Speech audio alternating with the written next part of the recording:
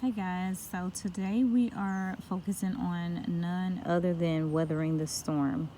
And so today, as I was prepping lunch after worship, I looked out into my backyard and saw about four or five eagles just soaring and gliding.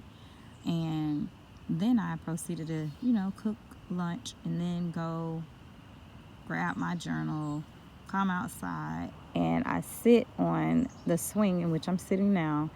And to my left, I notice that there is an open gate. And so, for many of you, what came to mind to share with you is that eagles soar and gates are always open, but a lot of times we can miss these things if we're not in tune or vigilant. And so some of you are being called to soar higher than most people are called. And so that may be a uncomfortable spot for you. It may not be something that you're used to, but at the same time, you're also called to glide with the wisdom to maneuver the winds and the storms that may be in connection with that. And then these new doors, there are going to be opportunities, new gifts, new abilities that are going to be presented to you. And some of the things that came to mind were that, like awards and things like that. So I'm going to dive in. So, whether in the storm, you're going to glide like an eagle. That's, like I said, means the new doors, the opportunities, the gifts, the abilities, they're all being presented to you like an award ceremony. And for some of you, it will be public. For many of you, it will be unexpected. You are to embrace it. Don't run away from it. If it's coming to you and it's being presented as a gift, because your Father in heaven desires to give you good gifts. So when you refuse that, that's the same and equivalent to being disobedient. So embrace it, receive it well. Ask for the wisdom, the courage, and the execution from Him who gives you the gifts, which is your Father in heaven. All right? Reset if you need to, refocus, reshift your priorities. And then when you regroup, don't do things out of fear. Don't fear. Don't be doubtful, as this is negativity within your thought process, and your thoughts become a part of your heart's posture, which in turn becomes a part of your character, and that becomes your speech. So we know that power lies in the tongue, also known as your speech. If you don't give in and you don't give up, you're not giving something else a stronghold over your future, over what it is that you're seeking, on what it is that you've been called to. And a part of this requires you to not give in, not to give up, but also to pray for guidance, to pray for the directions, the instructions, the confirmations, all of the things that work hand in hand with you bringing whatever it is that you're executing and working on within that new door, that opportunity, or utilizing that gift. And so when you are coming into that, make sure that you're praying for the direction and the confirmations, the strength, the endurance. You want to be able to trust and believe that you're going to receive what you're praying for. And so, as I was preparing to release this for you guys, Proverbs 18:21 came to mind, and it reads, "Death and life are in the power of the tongue, and they that love it shall eat the fruit thereof." We know that fruit, scripturally speaking, is something that is a positive thing. It brings about an abundant harvest. That means you're fruitful. He asks you to go out into the world and be fruitful and multiply. It is not something that is associated with a negative connotation. So you shall eat the fruit thereof if you utilize that power in your tongue and you're bringing forth life, because life is fruitful, death is not. Okay, so be mindful of that.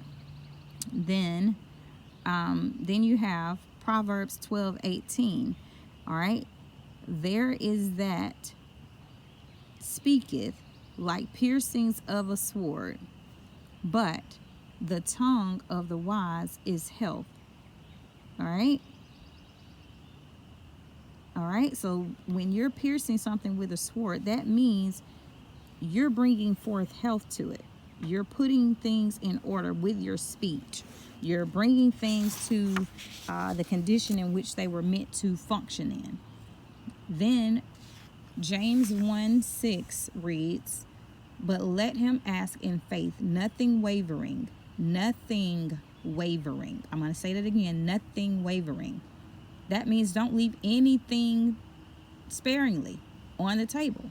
Literally, you're going to ask in faith without anything, nothing wavering. Okay? So, but let him ask in faith, nothing wavering, for he that wavereth is like a wave of the sea, driven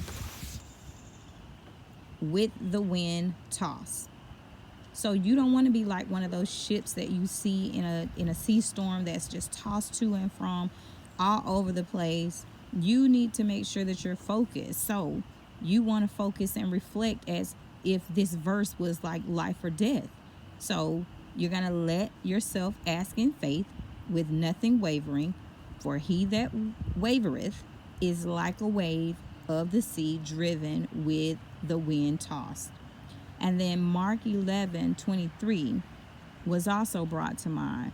For verily I say unto you, that whosoever shall say unto that mountain, Be thou removed, and be thou cast into the sea, and shall not doubt in his heart, but shall believe that those things which he saith shall come to pass, he shall have whatever he saith. So that means if you're asking and you don't have doubt, but you have the belief that you're going to receive what it is that you're asking for, you shall receive it. It's going to come to pass.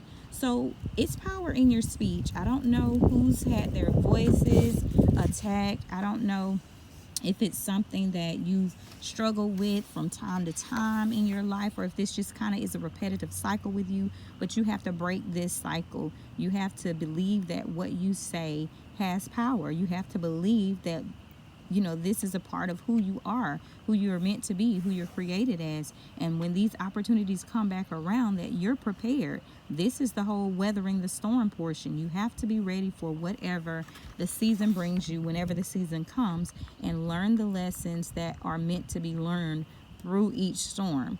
So glide like an eagle. Make sure that you're vigilant and expecting, looking for those new doors, the opportunities, and when those gifts are given, the new abilities present themselves, you're ready. You're ready for that award ceremony. You're ready for these things to be executed, whether it be public or private.